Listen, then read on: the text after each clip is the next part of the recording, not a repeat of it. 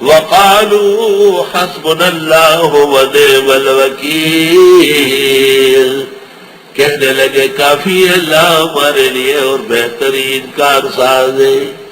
ابراہیم علیہ السلام جب نار نمرود میں ڈالے جا رہے تھے، آپ اس وقت یہ ارشاد فرما رہے تھے حسبنا اللہ ونعم الوکیل۔ نوح علیہ السلام نے کشتی میں حسبنا اللہ ونعم الوکیل پڑھا ہے۔ موسیٰ علیہ السلام نے فرعون کے دربار میں حسبنا اللہ ونعم الوکیل پڑھا ہے۔ جو بھی موقع پر اس کو پڑھے گا بامراد واپس ہوگا۔ اللہ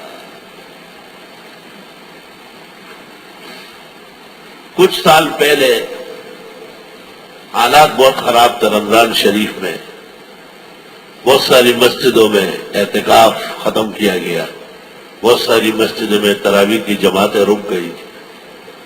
توبہ۔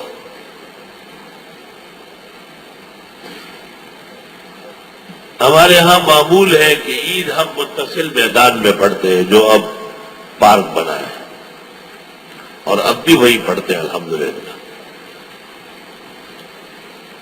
تو یہ مان لیں کہ کچھ بزرگ نمازی میرے پاس آئے اور کہنے لگے ہم ایک بات کرتے ہیں، ہمیں یقین ہے کہ نہیں مانی جائے گی، لیکن ہم اپنے فرائض منصبی پورا کرتے ہیں۔ میں نے کہا ماننے کی ہو تو ضرور مانوں گا، آپ میرے محترم ہیں، میرے قدردان ہیں۔ انہوں نے کہا اس علاقے میں سب سے قیمتی انسان آپ ہیں اور حالات آپ کے سامنے ہیں، اور اگر یہ نماز مسجد میں ہو جائے تو مسجد نبوی میں بھی عید ہوتی ہے، مسجد حرام میں بھی ہوتی ہے، منوری ٹاؤن بھی مسجد میں پڑھتے ہیں، فاروقیہ والے بھی۔ میں نے کہا ٹھیک۔ میں نے ان کو کہا سر آنکھوں پر آپ کا مشورہ، اس میں کوئی شک نہیں، لیکن میں ایک بات تمہیں کہتا ہوں کہ اگر مسجد کے اندر بھی حادثہ ہو سکتا ہے تو میدان میں نکلنے سے کیوں ڈرا جا رہا ہے؟ آپ کا مشورہ سر آنکھوں پر مگر پرنالہ ہوتے ہو سی، جماعت عید کی وہی ہوگی جہاں ہمیشہ ہوتی تھی۔ یہ ناممکن ہے کہ ہم اندر آ جائیں، یہ نہیں ہو سکتا۔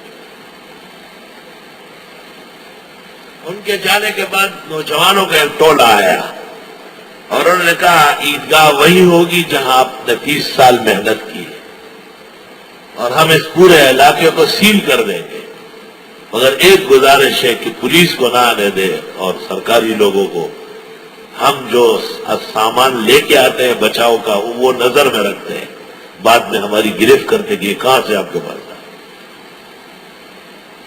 مجھے ڈی سی نے کمشنر نے فون کیے کہ آپ کے عید کا کیا مسئلہ ہے، کیا کتنا پولیس چاہیے؟ میں نے کچھ بھی نہیں چاہیے، میں آرام سے رہو۔ کہا کیوں؟ میں نے کہا محلے کے جوانوں نے ذمہ داری لی ہے، اور واقعی موتی محل سے لے کے ضیاء الحق کالونی تک اور جیتری کے اسٹاف سے لے کر کے یہاں 5 نمبر کے موڑ تک ان نوجوانوں نے علاقہ ایسا سیل کیا کہ اس میں صرف مولانا یاسین کی سائیکل چل سکتی تھی، باقی کوئی چیز صرف اس کی اجازت۔ لا الہ الا اللہ۔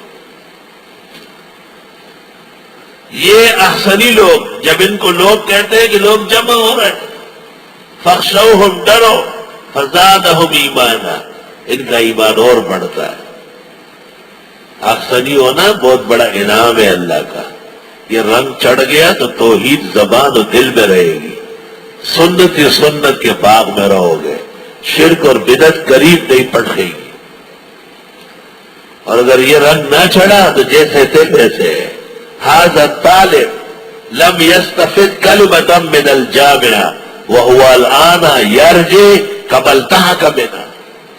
یہ طالب جیسے آیا تھا اس طرح ہی واپس ہو رہا ہے۔ نہ محقق شدید دانشمند، 4 پائی برو کتاب چند، غیر اغلے وہی واقو خوڑو گتاوے خوڑا اڑے خوڑل میوے خوڑے لڑو غیر خوڑ جائے تو غیر اغلے غیر سلور ٹانگو والا غیر لڑو کو مخ وے رنگ خزرف شبی خکا جی دے سڑو اور سل پلالی پورے دائے وہ پہ دبا اڑو۔ وقالوا حسبنا اللہ ونعم الوکیل، اور کہنے لگے اللہ کافی ہمارے لیے اور بہترین کارساز ہے۔ فانقلبوا بنعمت من اللہ وفضل، واپس ہو گئے اللہ کی نعمت اور فضل سے۔ لم یمسسہم سوء، چھوا تک نہیں ان کو تکلیف نے۔ واتبعوا رضوان اللہ، اور یہ اتباع کرتے ہیں اللہ کی خوشنودی کے۔ مسلمان گئے وہاں رہے، مشرکین کوئی نہیں آیا، بخیر و عافیت مسلمان واپس ہو گئے۔ واللہ ذو فضل عظیم، اللہ بڑے فضل والے ہیں۔ انما ذالکم الشیطان یخوف اولیاءہ، بے شک تمہارا یہ شیطان ڈراتا ہے اپنے جیسے کو۔ فلا تخافوا، مت ڈرو ان سے، وخافونی، مجھ سے ڈرو ان کنتم مؤمنین۔ ولا يحزنك الذين يسارعون في الكفر، آپ کو غمگین نہ کرے وہ لوگ جو آگے بڑھتے ہیں کفر میں۔ انہم لن يضروا الله شيئا، بے شک وہ ہرگز نہیں بگاڑ سکتے اللہ کے دین کا کچھ بھی۔ یرید اللہ اللہ یجعل لهم حظا فی الآخرہ، چاہتے اللہ کہ نہ رہے ان کا کوئی حصہ آخرت میں۔ ولہم عذاب عظیم، ان کے لیے عذاب بڑا ہوگا۔